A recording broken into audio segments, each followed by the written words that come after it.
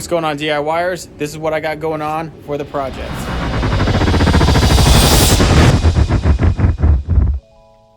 This video series is all about how to make your cheap tin metal shed great again, since wood is so criminally expensive. Now, this is part of a series. In the first video, we actually took this raw shed and we foamed the entire thing. Well, insulated it with styrene sheeting or pink foam board, whatever you got to do. We have a video completely set on just that. But that's taken care of. What do? We need cabinet space, counters, some sort of storage help, because before we cleared this out, it was just a giant mess of stuff everywhere, and you could tell that you're just losing efficiency inside this shed. It's a 10 by 8 foot shed, I think, and with cabinet storage, I should be able to quadruple my space of actual usable storage versus whatever I was getting out of it before. We moved everything out but that fifth wheel hitch because the thing is heavy. So let's just start right over it.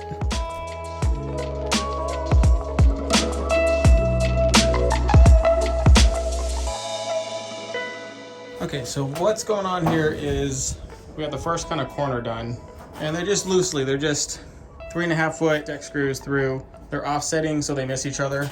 So one's down into this one, this one's into this one. We would place hold staples just to keep it together if we needed to. But it's the same thing, down and over. Where it gets a little bit more complicated is a joiner, because I forgot, I didn't even think about doing this, so I just figured out something up. Just use staples to hold together, put wood glue in between the joints. The 90-degree angle that I cut off from the piece of wood, I just stuck here and stapled and glued.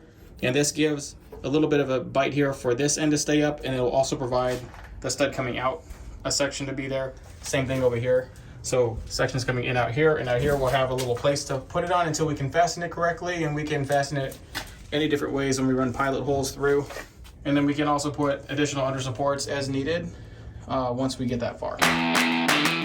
This is really easy. It's just a bunch of 2x2s, some deck screws, some wood glue, and then some staples in the corner sections where we kind of need the wood glue to set, and it wasn't really good to get a deck screw in there. And then we run some cross beams with those 2x2s every so often, about every foot, because we're going to be using 3/8 inch sheet of plywood to be the top of the counter. It's attached. I mean, pretty much the whole thing is framed right here. The only thing I have to do is cut this to fit and frame it in here, and we got the little spots here for it to be right on. So it's not a big deal. Put it over there, do the same thing.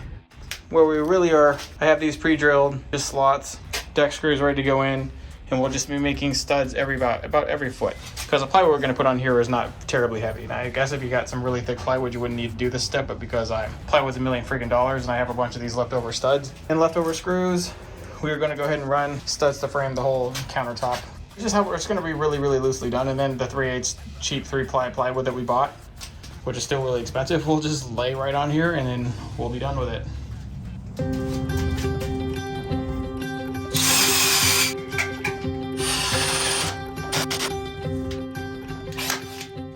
If I'd have thought a little bit more ahead, I would have used wooden dowels in the back before I framed that all in there, because I couldn't get a deck screw on the other side through.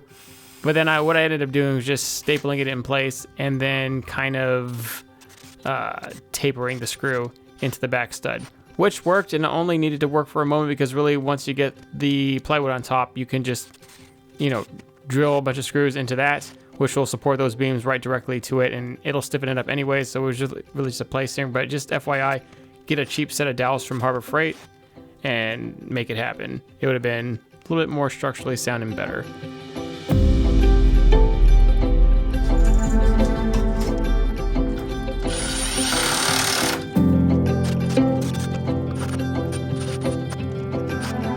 All right, here it is, all done and ready for the countertop. Now I just gotta go and cut that crap and slide it up in here.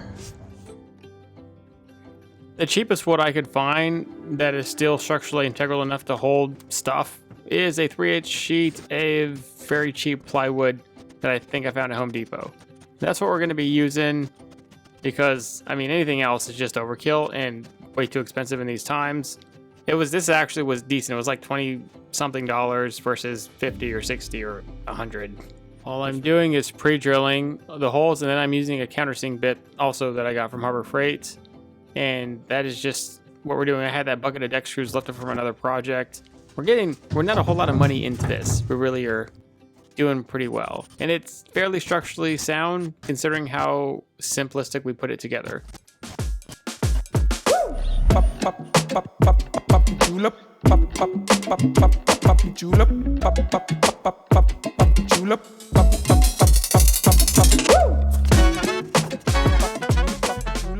This is it a few weeks later. What I should have showed you was a pre-pick of how terrible this actually was, because all this stuff was actually in here without the shelving, and I couldn't get in here. Like, it was maxed out. It was done. So I had enough of it, because this is a pretty big shed if it's utilized right. And even right now, I could use a little bit more shelving to the right, maybe some double shelves over there for all that weird stuff. And then some of the bigger thing is like these 9.5 foot paddle boards, and I think a very equivalent size ladder I was able to store back there. That was invaluable. That stuff was taking up tons of room in my garage. I hated it.